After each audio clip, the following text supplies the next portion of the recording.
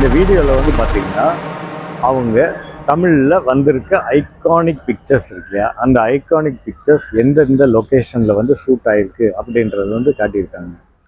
2013 வந்து பார்த்தீங்கன்னா archaeological survey of India, அதாவது ஏஎஸ்ஐ அப்படின்னு சொல்லுவோம். இந்த ஏஎஸ்ஐ வந்து என்ன பண்ணுறாங்கன்னா ஒரு சர்வே எடுக்கிறாங்க.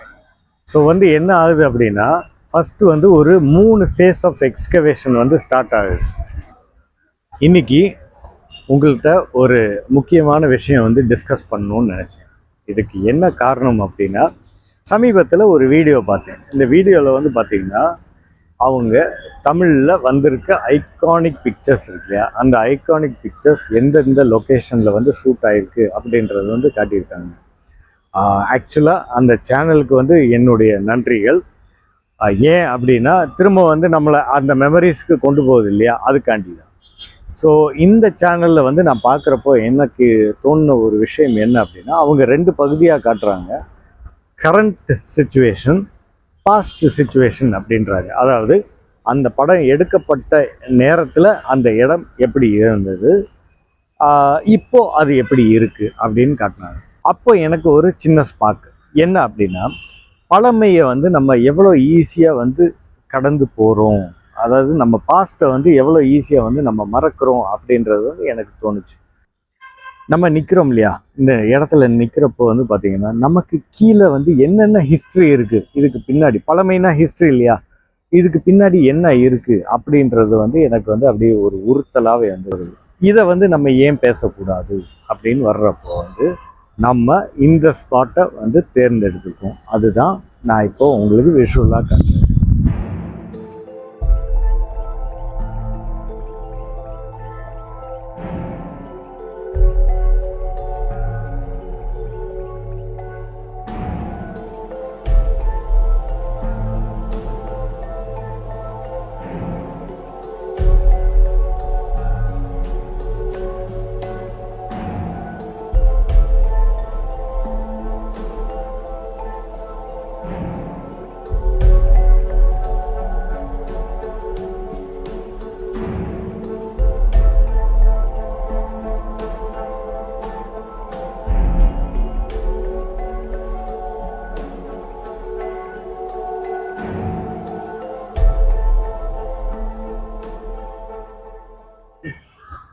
ஸோ அப்படி இருக்கிறப்ப வந்து நம்ம சூஸ் பண்ண இடத்த நீங்கள் ஏற்கனவே விஷுவலில் பார்த்துருக்கீங்க.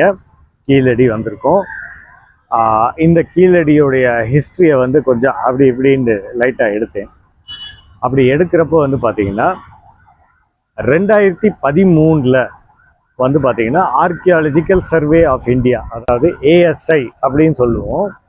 இந்த ஏஎஸ்ஐ வந்து என்ன பண்ணுறாங்கன்னா ஒரு சர்வே எடுக்கிறாங்க. இந்த சர்வேல வந்து பார்த்திங்கன்னா எப்பயுமே வந்து பார்த்திங்கன்னா நாகரிகம், அதாவது பண்டைய நாகரிகம் வந்து பார்த்திங்கன்னா நதி ஓரங்களில் வந்து அமைஞ்சது வந்து வரலாறு.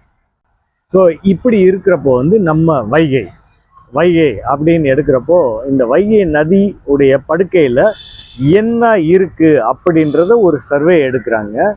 இந்த சர்வே எடுக்கிறப்போ வந்து பார்த்திங்கன்னா 293 சைட்ஸு, அதாவது 293 இடங்கள் வந்து தேர்வாகுது. இந்த 293 இடங்களில் வந்து பார்த்திங்கன்னா ஒரு சின்ன புள்ளியாக கீழடி வந்து அமையுது.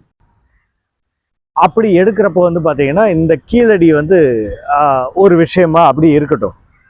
இந்த 293 இடங்கள் இருக்கு இல்லையா, இந்த இடங்கள் வந்து எங்கேருந்து ஆரம்பமாகுது அப்படின்னா தேனியிலேருந்து ராமநாதபுரம் வரைக்கும் வந்து தேர்வெடுக்கிறாங்க. இந்த ராமநாதபுரம் வந்து ஃபினிஷிங் பாயிண்ட், அதாவது வைகை நதி வந்து கடைசியாக வந்து கடலில் சங்கமமாக கூடிய ஒரு இடம் வந்து பார்த்திங்கன்னா ராமநாதபுரம். ஸோ இந்த இடங்களை வந்து தேர்வெடுக்கிறாங்க. நான் ஏற்கனவே சொன்ன மாதிரி கீழடின்றது ஒரு சின்ன துகள் மாதிரி. இந்த துகள் வந்து பார்த்திங்கன்னா வரலாறையே புரட்டி போடும் அப்படின்னு யாருக்குமே அந்த நேரத்தில் தெரியவே தெரியாது. ஸோ என்ன ஆகுது அப்படின்னா அப்படியே பேக்வேர்டு வருவோம். 2013 முடியுதுதான், சர்வே எடுக்கிறாங்க, சைட்டெல்லாம் தேர்வு எடுக்கிறாங்க. 2015 வந்து பார்த்திங்கன்னா கீழடி ஒரு வைட்டல் பாயிண்ட் அப்படின்னு சொல்லி தேர்வு ஆகுது. அப்படி தேர்வு ஆகிற நேரத்தில் இந்த இடத்துல வந்து பார்த்தீங்கன்னா எக்ஸ்கவேஷன் ஃபர்ஸ்ட் ஃபேஸ் நடக்குது. எப்போ? 2015. 2015 வந்து பார்த்தீங்கன்னா இப்படி எடுக்கக்கூடிய விஷயங்களை வந்து என்ன பண்ணுறாங்கன்னா ஆர்கியாலஜிக்கல் சர்வே ஆஃப் இந்தியா வந்து தான் நடத்துது. அதுக்கு பின்னாடி வந்து பார்த்தீங்கன்னா அன்றைய தேதியில் வந்து பார்த்தீங்கன்னா மிஸ்டர் அமர்நாத் அப்படின்னு சொல்லி ஒருத்தவங்க வந்து பார்த்தீங்கன்னா ஆர்கியாலஜிக்கல் சர்வே ஆஃப் இந்தியாவில் வந்து பார்த்தீங்கன்னா அவர் வந்து ஒரு சூப்பரிண்டெண்டன்ட் போஸ்ட்டில் வந்து அவங்க இருக்காங்க. அவர் வந்து இது பண்ணுறாரு. ஸோ வந்து என்ன ஆகுது அப்படின்னா மிஸ்டர் அமர்நாத் வந்து என்ன பண்ணுறாரு அப்படின்னா ஒரு பொருளை கண்டுபிடிக்கிறாங்க. அது வந்து 353 சென்டிமீட்டர் ஆழத்தில் வந்து எடுக்கிறாங்க. இதை வந்து எடுத்து அவங்க வந்து ஆய்வுக்கு அனுப்புகிறாங்க. அதாவது பீட்டா அனலிட்டிக்ஸ் அப்படின்ற ஒரு ஆய்வுக்கூடத்துக்கு அனுப்புகிறாங்க. இந்த ஆய்வுக்கூடம் எங்கே இருக்குது அப்படின்னா ஃப்ளோரிடாவில் மியாமியில் வந்து அமைஞ்சிருக்கிற ஒரு ஆய்வுக்கூடம். ஸோ இந்த இடத்துல என்ன டெஸ்டிங் பண்ணுறாங்கன்னா ஏஎம்எஸ் அப்படின்னு சொல்லுவாங்க. இதுக்கு வந்து ஃபுல் ஃபார்ம் என்ன அப்படின்னா ஆக்சலரோமீட்டர் மாஸ் ஸ்பெக்ட்ரோமெட்ரி அப்படின்னு ஒரு டெஸ்டிங். இது வந்து கார்பன் டேட்டிங் மாதிரி தான், ஆனால் கொஞ்சம் ஹைடெக் அப்படின்னு வச்சுக்கோங்களேன். ஸோ இதனுடைய இன்டெப்த்தெல்லாம் நம்ம பார்க்க வேணாம். ஸோ இந்த டெஸ்டிங்கில் வந்து என்ன பண்ணுறாங்க அப்படின்னா 580 BCE சேர்ந்த இந்த பொருள் அப்படின்னு கண்டுபிடிக்கிறாங்க. அப்போது நம்ம என்ன பண்ணுறோம் அப்படின்னா ஹிஸ்ட்ரியில் வந்து தமிழருடைய வரலாறு அப்படின்னு ஒரு பீரியட் வருது இல்லையா, இந்த பீரியடுக்கு 300 இயர்ஸ் அப்படி பின்னாடி போயிருது. 300 இயர்ஸ் அப்படின்னா இது வரைக்கும் நம்ம வந்து என்ன நினச்சோம் அப்படின்றத காட்டிலையும் தமிழன் உடைய வரலாறு வந்து பார்த்தீங்கன்னா 300 வருஷம் அதையும் தாண்டி பழமையானது அப்படின்னு ஹிஸ்ட்ரியை நான் ஏற்கனவே சொன்னேன்ல, கீழடி ஹிஸ்ட்ரியை மாற்றுது. கீழடி இங்கே ஹிஸ்ட்ரியை மாற்றுது. எப்படி மாற்றுதுன்னா 2800 வருஷத்துக்கு முன்னாடி கொண்டு போயிருது. அப்போ தமிழன் அப்படின்னு வர்றப்போ அவருடைய அதாவது தமிழருடைய அந்த பண்பாடு வந்து 2800 வருஷத்துக்கு முன்னாடியே வந்து அமைஞ்சிருக்கு. இதே மியூசியம், அதாவது கீழடியில் வந்து ஒரு மியூசியம் அமைக்கப்படுது. இந்த மியூசியம் வந்து பார்த்தீங்கன்னா எக்ஸ்கவேஷன் சைட்டுக்கு 1.5 கிலோமீட்டருக்கு முன்னாடியே அமைச்சிடுறாங்க. அதாவது நீங்கள் கீழடிக்குள்ளே நுழைஞ்சிங்கன்னா ஃபஸ்ட்டு வந்து நீங்கள் பார்க்கக்கூடிய இடம் வந்து மியூசியமை தாண்டி நீங்கள் வந்து போகிற இடம் தான் அந்த எக்ஸ்கவேஷன் நடந்தது, அதாவது அகழ்வாய்வு பணி நடந்த இடம். ஸோ நான் ஏற்கனவே சொன்ன மாதிரி இந்த மாதிரி டீட்டெயிலாம் வந்து கிடைச்ச உடனே அடுத்த வந்து ஸ்டேஜுக்கு வந்து வர்றாங்க. இப்போ இந்த ரிசர்ச் எல்லாம் பண்ணிட்டாங்க இல்லையா, இந்த எக்ஸ்கவேஷன்லாம் முடிஞ்சதுக்கப்புறம் வந்து பார்த்தீங்கன்னா 3 ஃபேஸ் வந்து ஏஎஸ்ஐ பண்ணி முடிச்சாச்சு. முடிச்ச உடனே வந்து பார்த்தீங்கன்னா அப்படியே ஒரு ஸ்டாண்ட் ஸ்டில்லுக்கு வருது. இது ஏன் வந்திருக்கு எதுக்கு வந்திருக்குன்றது நம்ம அந்த டீட்டெயிலுக்குள்ளே போக வேண்டாம். ஆனால் என்ன ஆகுது அப்படின்னா